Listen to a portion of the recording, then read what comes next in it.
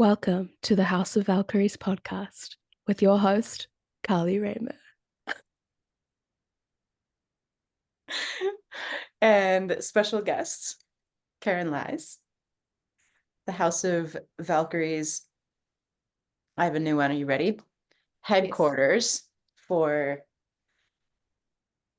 the arts of soul crafting for trailblazers. And Insights. and I really feel like I started honing this one last episode. I was calling it the 3 E's, but now I'm gonna call it the 4 E's. But the 4th E is a silent E. Okay, ready? All things energetics, embodiment, emotional mastery, and practical magic.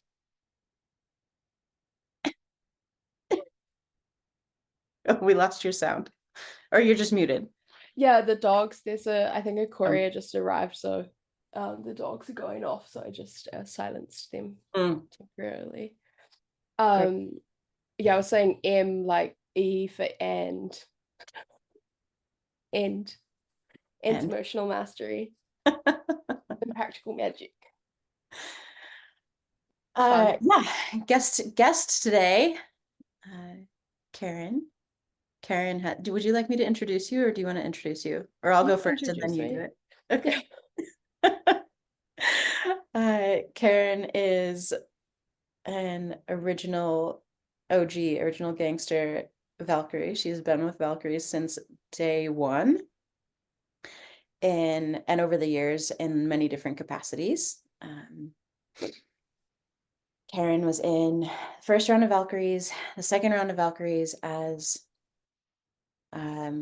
in a mentorship role, and apprenticed with me the first year, and has continued on as a guest facilitator inside of Valkyries on themes like the dark and the down and the importance of rest and slowness.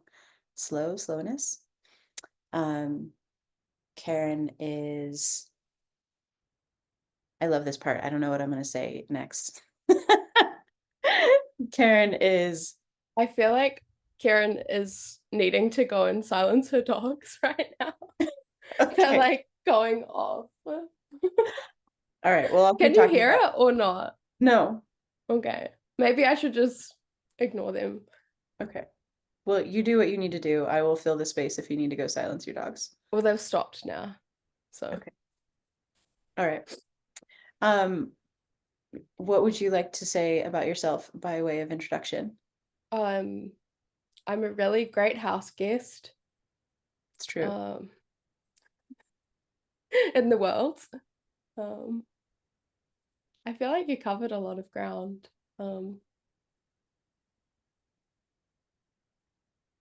Yeah, I'm just here for it, really.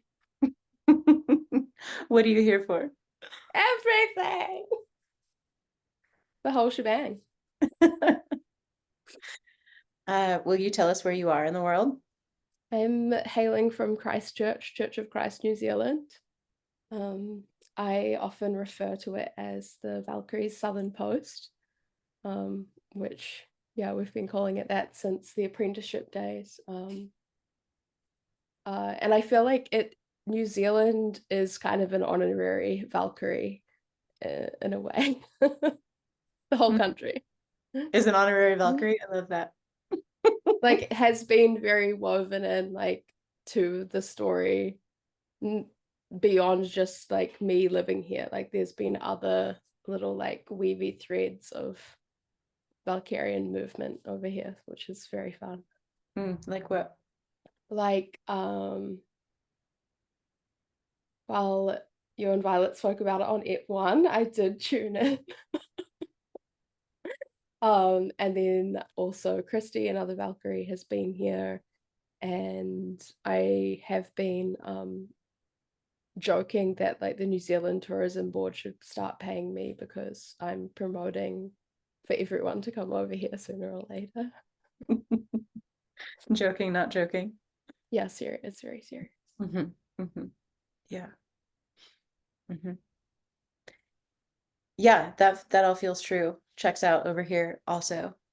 I have deep desire to hold retreat and play travels for myself and Valkyries in New Zealand as well. Yeah, I'm scouting locations, but I haven't quite found the spot yet. Mm, I feel like we could probably get somewhere with like access to a private lake just yeah. as an option. What else do you want to call in while we're right here on this? And a private mountain. I mean, we could even get a whole island potentially for a period of time. Um, the opportunities are endless, really. It's It true. was really funny when Violet was here. I I wasn't like where I live. I was in a different part of New Zealand with her, and I wanted to take her to a farmer's market. And we went to the saddest, most dismal farmer's market I've ever been to in my whole life. So then we had to have like a. Can you hear the dog? I can now. Yeah, I think I'm gonna get there a bit. Okay, you get them. I'll keep I'll Hyped keep up. talking about you. Okay. Okay. So Kerryn lives in the very, very, very tip bottom of New Zealand, and I live in Boulder, Colorado, and these are not quite the opposite ends of the earth, but close. And there, this is another thing that I didn't know I was going to say until I'm saying it. There is this long time dream, desire of mine, and something that I have woven into the energetic tapestry that is Valkyries. And that is to hold a global network and to be able to travel and play and connect with each other all over the world. And so Kerryn dropping in from basically the other side of the world from day one has been so special for me. She's also been imperative and paramount in running retreats with me. Um, this year was our second annual retreat, just a month ago, actually, a month ago, right about now. And she has come out for both of them in retreat and holds really, really important space, both for me and retreat itself. Kerryn has been our, I want to say honorary, but it's more than just an honor. Kerryn has been chef of retreat for 2 years now, for the most part, and that's not saying that she's stuck to the role forever, but only as long as it's true. And for her to nourish all of the women that come to retreat is such a precious, precious role. So maybe honorary is right. Just talking about you and your cooking skills. And Kerryn also makes the best pickled onions. To be fair, it's so funny. Like at home, Jack usually makes them, but I'm willing to take the credit. um, Something quite hilarious just happened. So apparently this is courier hour. I just got a blender delivered. And why is this funny? It's funny because at Valkyrie's retreat, kitchen things, as you were talking about, we had to get some blenders delivered for smoothie purposes. So we interrupt this program to get a blender delivered, basically. So the dogs have calmed down now that the blender is safely inside the building. I love that. Yeah, I got a blender delivered because the Airbnb listing for our Valkyries retreat abode said that there was a blender in the house and there was not a blender in the house. And I had a moment about it, because I couldn't have my smoothie the first morning, and it was certainly not uh the underlying tendril that came. The blender was not the issue. The I need some space and need to be alone by myself, alone by myself in the morning was the issue, but it came out when I didn't have my blender. So anyway, I took some space that morning and had my morning practice by myself, because being in a retreat with a lot of women is a lot on the energy body, and all of us need to be in our own spaces. And I also had a blender delivered. Hmm. Yeah, even I think even at retreat, like you and I were doing so much to anchor um regulation and like homeliness and calmness and nourishment. Even with that, this it's like you said, like just having 10 plus people in one house can be really full on, like energetically and socially. Yeah, yeah, especially for two bodies that are quite used to doing things solo. Definitely. Hmm. Yeah, and that's even with a group of 10 plus women that are regulated and embodied and aware of what's coming up in their bodies. Mhm. Yeah. I guess it's like only just now talking about it as well. It's kind of bringing to light the role of food and all of that, and like how important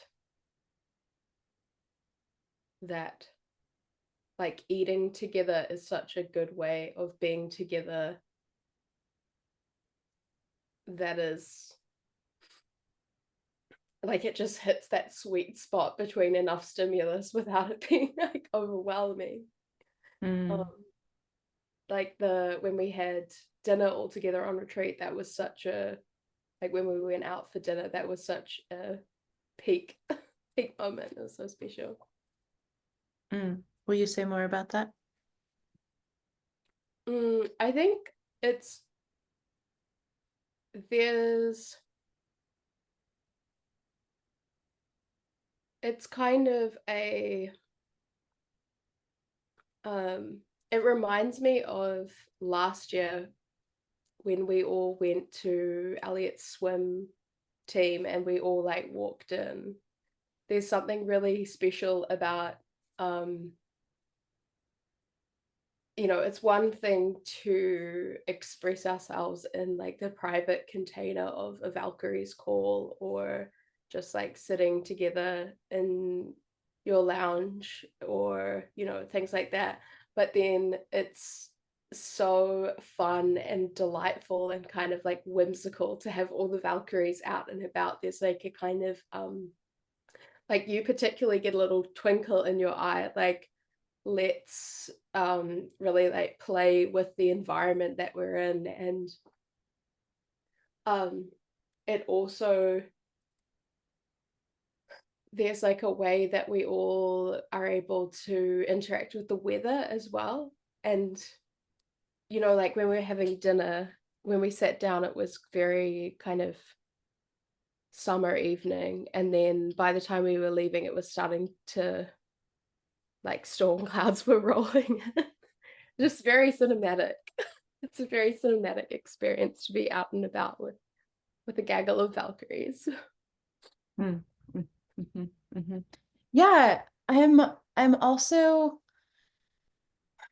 you said on retreat a couple times um that the or you talked a couple times about the importance of bringing whatever it is that we're working on into the body, or in and or well and or into real life. Like if you're not bringing it into real life, then ellipses. And I feel like deep integration here also, where like, yeah, it is one thing being on a group call or in container or in our WhatsApp group or in a safe and wildly magical house or cabin in the woods together. Um, but what happens when we bring it to real life? What happens when we bring it um, to a beautiful restaurant, or what happens like when we bring our practice out of practice and actually into relationship with partner or the real world or Mm. restaurant. Yeah, I think part of um something that you and I share quite deeply is bringing all of that, like um all of the engagement with ourselves that we do so that we can like live more fully. We both have this really deep interest in like bringing that into business as well, and that's such a good representation of um putting our personal work in context, like in contact with the all, with the collective, with people that we may never actually meet, but or even like putting that work that we do personally, putting that in contact with periods outside of the time that we'll be alive is like very it's appealing to me because it just allows like um I think it brings into perspective that shifts from like a mentality of um I must identify what is wrong with myself so that I might fix it. It like shifts us away from that into I must be dedicated to living in a way that is like true and nourishing to myself and also has um the ability to delight the people that I come in contact with, whether that's on a bus or in the supermarket or Mm-hmm. on the internet. Yeah, yeah. All of which is very Valkyrian in principle as well. mm, Hmm. I would like to talk about that very first phone call that we had. Would you like to? Would you like to meet me here? sure. I mean, it's such a clear, I think that's something that Violet said in F1 as well. It's such a crystal clear memory. It's so like multi-sensory. Um, like even if that had been the start and the end of my contact with you, it still would have been exceedingly helpful. It was a very, very, very rainy day, and I was in my car, um, and I had Shackleton in the car, and there were seagulls. There were lots of seagulls about, um, and it was kind of before the phone call started. It was kind of strange. Like at the very start, we were both just very quiet. I feel like there was a lot of space in the call. Um, and I remember we were talking about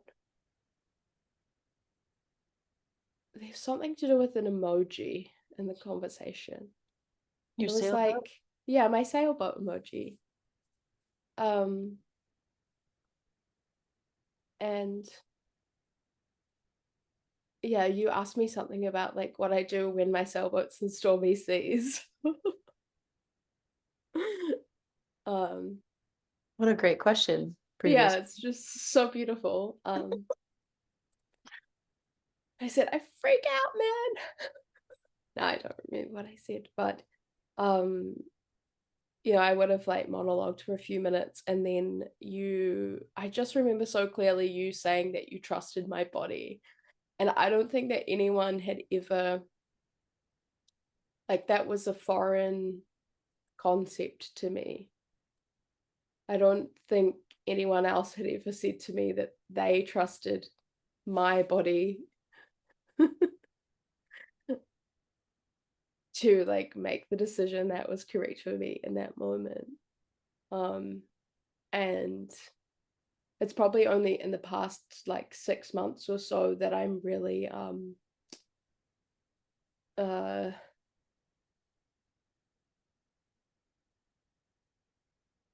like respecting that as a mode of living, being in trust of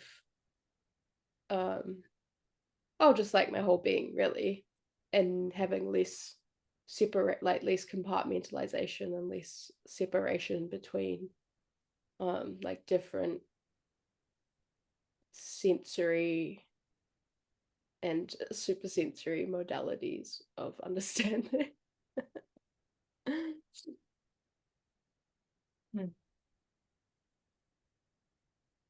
How did that land for you in the moment on that phone call? Like, if I was the first person to say that to you, how did you receive that in your body? I think I was shocked. Like, it was kind of shocking.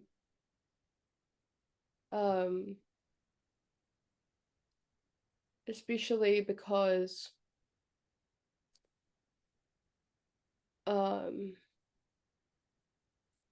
I mean, like during the decade of my 20s, I had so many intense grief experiences that created this kind of tension between the physical processing of that in my body and mentally being like pretty okay with it. So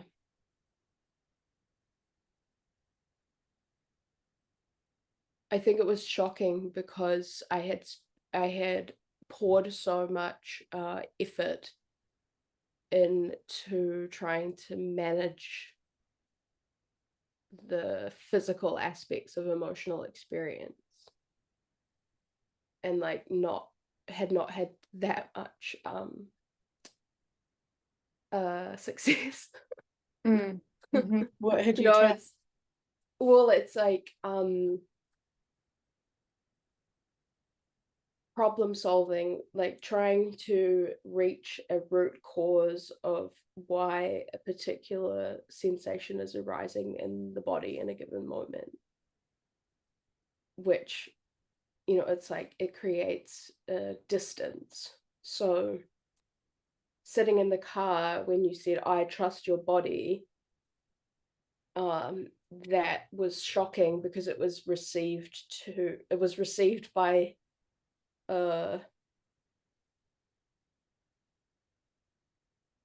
someone that was living at a distance from that. You know what I mean? Of course. Yeah. Yeah. Yeah. Yeah. Yeah, I do.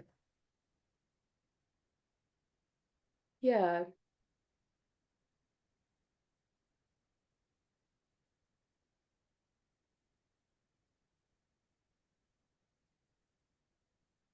And I think that it also engendered a sense of trust in you as well, because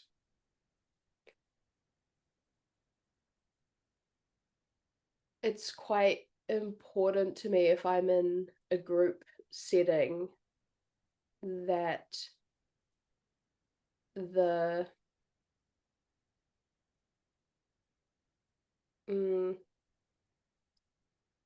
like the setup of that is conducive to people being who they genuinely feel themselves to be, rather than like being pushed into sameness. So I feel like you saying that you trusted me to make my decision and that you trusted the intelligence of my body, it gave me the sense of trust that, okay, if I do go into your group, that I'm not going to be whipped up in this frenzy of everyone saying the exact same thing because that's like what the group is saying today. So I think that was really like, yeah, that was really supportive to me as well, that I felt as though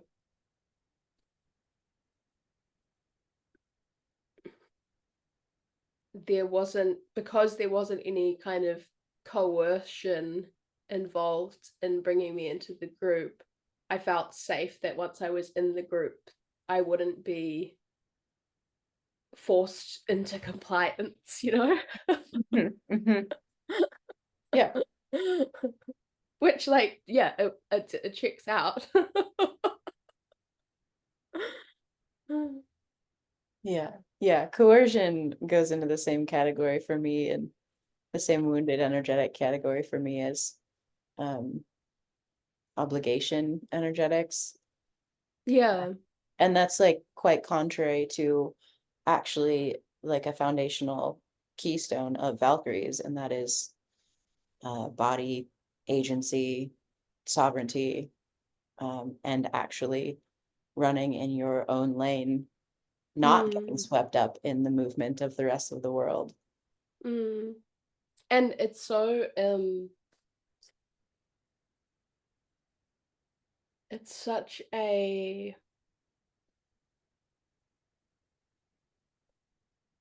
I want to say secret. It's such a secret that the more you're able to be with like the unfolding of who you are, and lean into those like differences, it actually brings you in much, at least in my experience, in much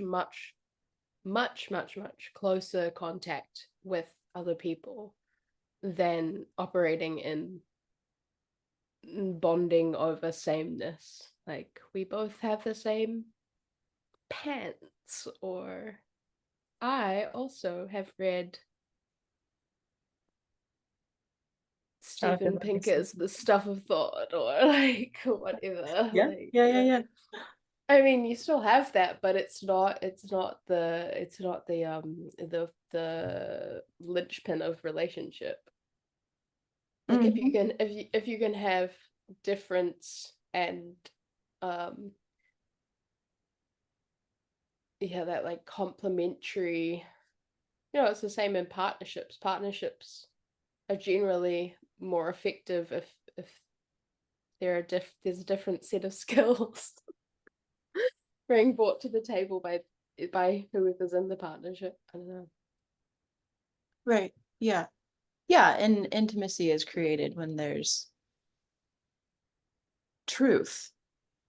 True. And when internal things get contorted to meet someone in some kind of sameness, that's not quite true. There's actually a barrier that, even though it might be an attempt to meet on the same level, there's actually a barrier because it's a not truth, or not a whole truth of Mm. self.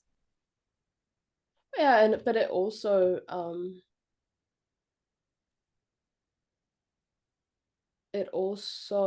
creates a fragility of the relationship that limits one's ability to change, which is like such an important thing of such an important part of maturity, is evolving your perspective of what you hold true, what you hold valuable, all those kinds of things. Mm. um yeah, so it's kind of interesting to think about, if we bake everything being up for grabs in terms of change, if we bake that into our relationships, the relationships are a lot more stable than something like what you described, where it's like, oh, this person's only gonna like me if I get a iced latte in the morning. But maybe you've already had 3 coffees that morning and you need to have a glass of water. Yeah. Hmm. Right. Yeah. Right. Which is founded in like what we create, being foundation of stability, like this hits, I'll use the word unshakability often. This hits this spot for me. Like we create this foundation of stability in sense of self so that you can go, this feels like a really small thing, but it's actually quite enormous. Like you can go to the coffee shop, to carry on this metaphor, and order a glass of water instead of an iced latte, because that's actually true, and not be shaken in your sense of self. Yeah, Whereas an old pattern could absolutely be to blow out your system and get the fourth cup of coffee because that's what you're supposed to be.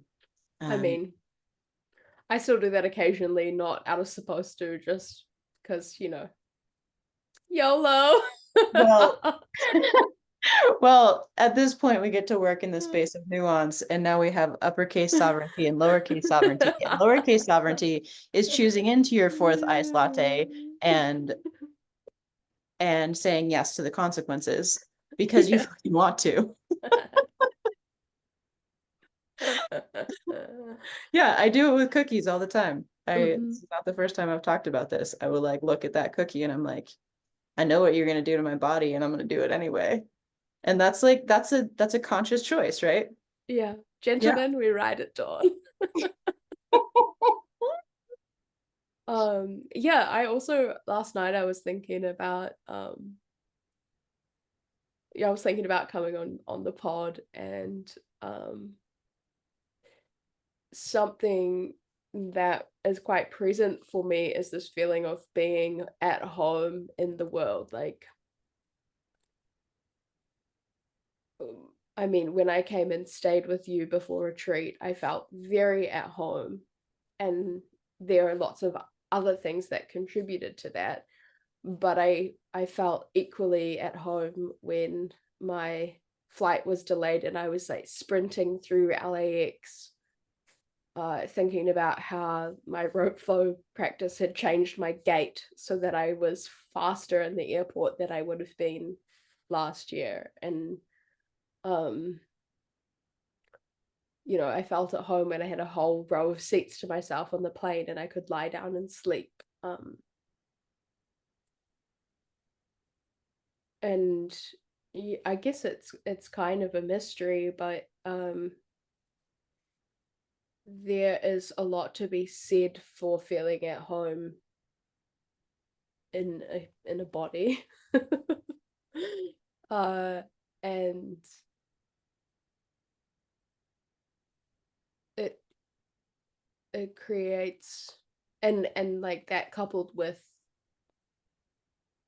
an understanding of what is like unique about you, I guess. Those things coupled create a kind of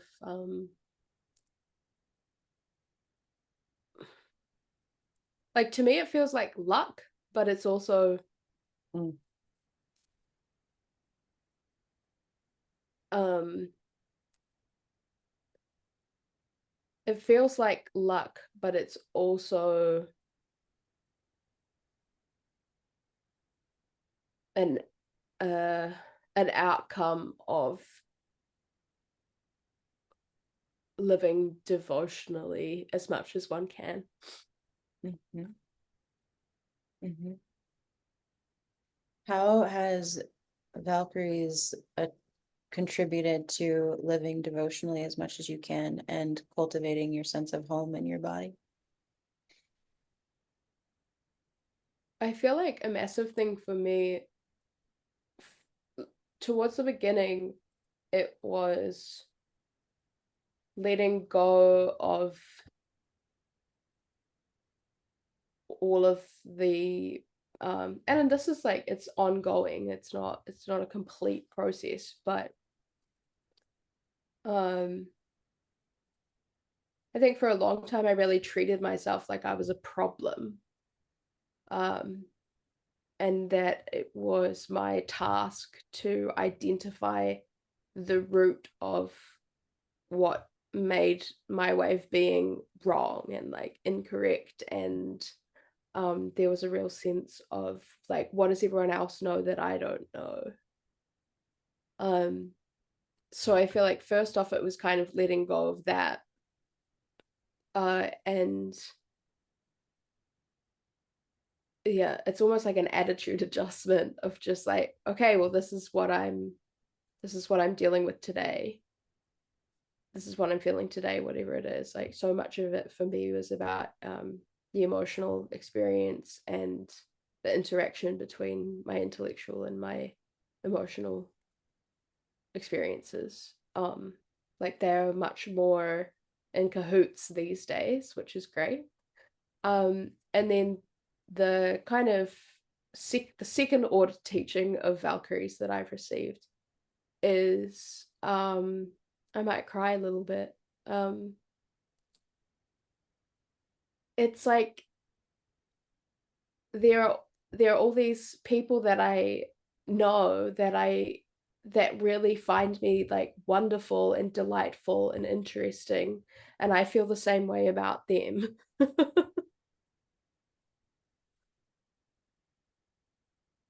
Yeah. It's like friendship. It's just um yeah, it's really refreshing to just be enjoying each other. Sounds kind of sexual, but I didn't mean it that way. Like just yeah, just have like fun together and be silly and then be serious and not having those things like opposed. Mm. Mhm. Mhm. Why did why did you get on that call with me? That first call with me? Wow, cute story. Um I had been following Jennifer Joseph on Instagram for quite some time, and I really there was a lot about her kind of like unapologetic manner that I really appreciated. Um, and then one day I saw this photo of you and her touching foreheads, and this kind of complete wave of realization came over me that I wanted to be in those kinds of relationships, and to have more than um, yeah, like more than superficial friendships with women. There was just something about that photo that really grabbed me, and I feel like that was the first kind of catalyst. And then we somehow we got onto like the sailboat emoji prior to the call. um I can't remember if it was before or after that when we had been talking about I think it was after that, maybe on the call we'd been talking about Jonathan Livingston Seagull. And I think when I was like really at the decision point of coming on for my apprentice year, I had this um like future memory sensation uh of like, oh, I've already done this, um and it's like to my benefit. Mm. Mm-hmm. Yeah, I don't know if I answered the question. Mm.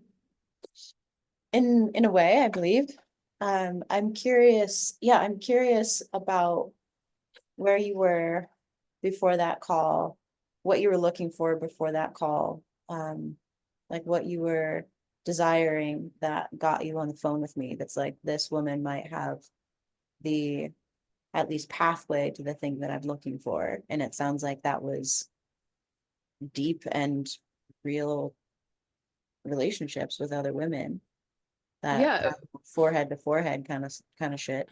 yeah, it was literally just that photo with you and Jen that was like, okay, I want that. Yeah. Yeah. And then yeah, I think the other thing was um there's something about the way that you sell that um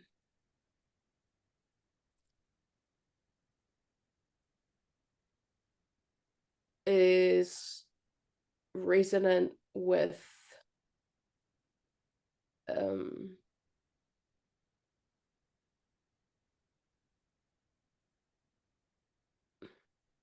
it's like resonant with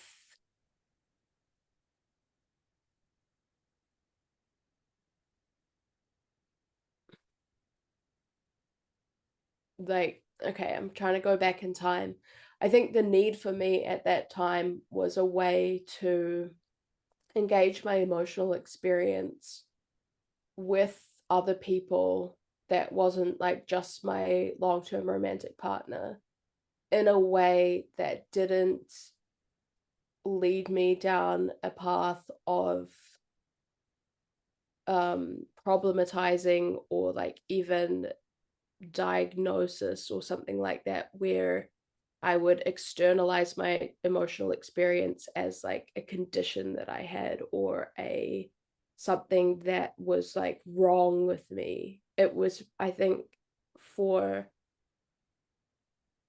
um partially for like what I want to do in my life, and also based on my like overall worldview. It was very important for me that I had a way to engage those things without compartmentalizing them and separating them from like where I want to point my life and what I'm trying to achieve while I'm alive. It was really important for me that those things could be integrated. So I feel like there's that element as well. Are they integrated? Yeah, I'd say so, yeah.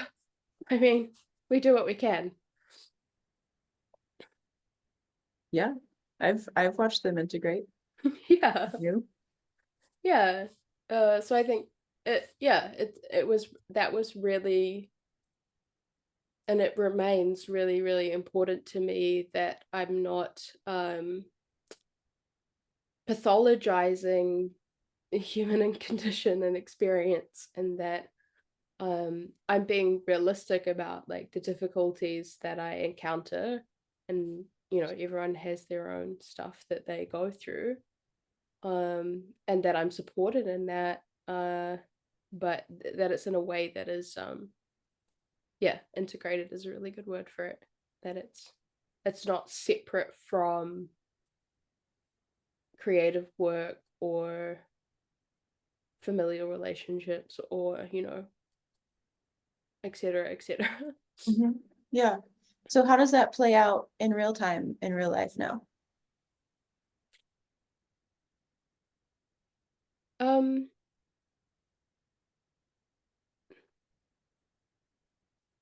if I think about my available like time, energy, and attention,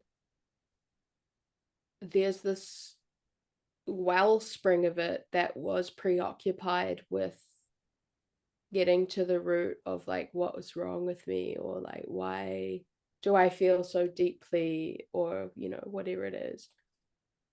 Now that that has kind of been put to rest, it's just kind of getting on with living. Mythically? Yeah. Yeah, I mean, um I don't know if it's like a direct thing or an indirect thing, but I've like traveled a lot more, and travel is pretty easy for me. um I also just have like a much more nuanced understanding of like sensitivities. um Again, it's kind of like a another way of saying the same thing, but I can be aware of ways that I'm sensitive without using that as a way to like not do something that I want to do. Mm. Um, I think I'm a lot more like forthcoming with things that I create than I was prior. Yeah. What else?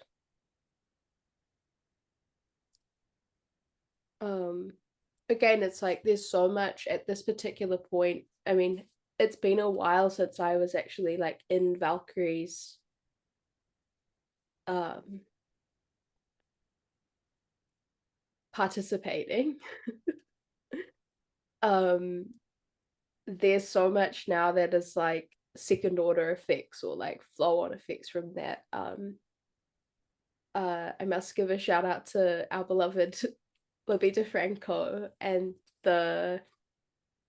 I think like the work that I did in Valkyries has helped me have like courage to uh take steps to like actually make my emotional experience easier through like eating properly and things like that. That Libby's been really supportive and just really masterful in that. So it's like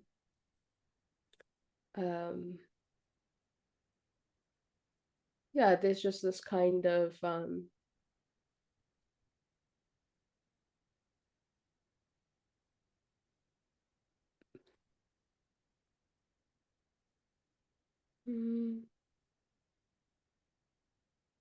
momentum of following through on things that I have a hunch are going to be either supportive or fun or challenging or interesting or whatever it may be. Yeah, it's pretty great.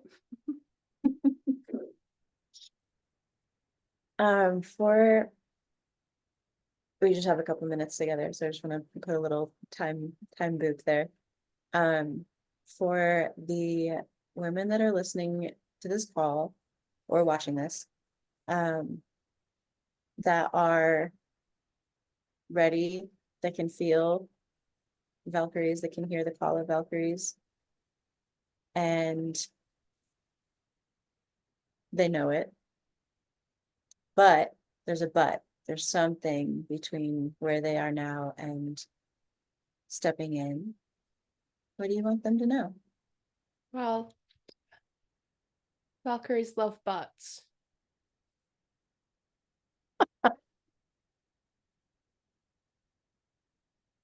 Go on.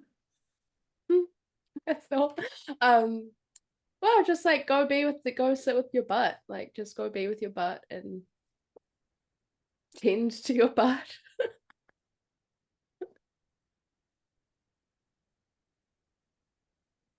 Shake your butt. Yeah, super See what helpful. shakes out. Yeah. And what do you think is available for them upon finding a yes in their bodies, which we also trust still and now? Yeah, the butt might loosen, really. How's yours? Yeah, it's loosening right now. I'm sorry. I couldn't resist. I was so well behaved the whole time. Loosen up. Anything else you want them to know? Yeah, just loosen up that butt. Um, I also like highly recommend bringing your butt to Carly. Like that, it's like I said, just that little thing you said to me about that you trust me was major. And like even if I had said no, that still would have impacted me because it opened the potentiality that I could be someone that trusted my ability to make decisions, that trusted my emotional experience, that trusted my physical experience, that trusted the wisdom that I had acquired through saying yes to things, even if they turned out to be like not what's it called? sticky or like not things that I do now, it's still like I don't know, I guess it's even if you the thing about life is, Carly, whether you say yes or whether you say no, life is gonna keep lifing. Stuff's gonna be stuffing. It's true. There'll always be another but. Yeah. And the question here for me is how do you want to engage with it? Like, how do you want to be in orientation in relationship to lifing and butting and and it's I think something that can't be overstated is that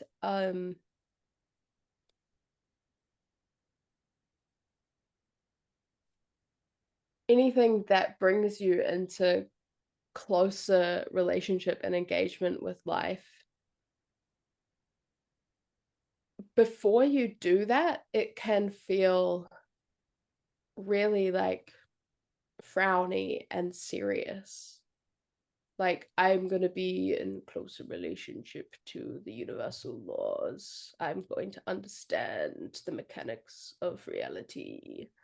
I'm going to have knowledge and wisdom. But if you look at like really old monks, the majority of them are cracking the fuck. Am I allowed to say fuck? Surely. I mean, I have been. Like, who do you want to ask? The majority of them are cracking the fuck up. They're having an absolute ball. My favorite one is there's the story of like the three monks, and basically like they're all cracking up as they like one by one die. Which is like obviously a kind of extreme example, but I digress. Like, the more that you kind of just like buy the ticket, take the ride, the funnier things get, the more enjoyment you get, like the more kind of like twinkle you get in your eye.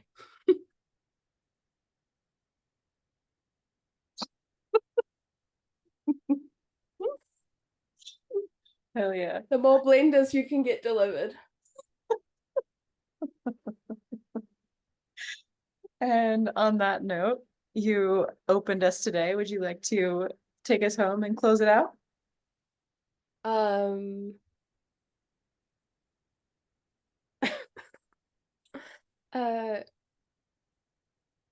Okay. Are you ready? I'm ready.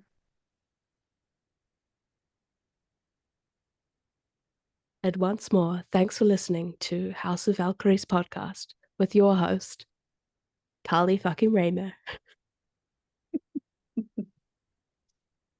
Thank you, Kerryn. My pleasure. I have some notes that I will pop into the podcast notes about the book that we connected over, and Jennifer Joseph and Libby DeFranco, and the restaurant that I took all of our Valkyries to over retreat. Because if you're in Colorado, you need to go to this restaurant. And Valkyrie 6 starts October 8th. Oh, and also take the ride. Yeah. Maybe me and Pieshine could do a podcast takeover where we talk about our global bestie story arc. That sounds great. Yes. Coming soon. Yes. Coming soon. Absolutely. Coming soon to House of Valkyries. Two chaotic Geminis take over the show for 49 minutes of chaos. Over and out. Thanks, baby. So silly.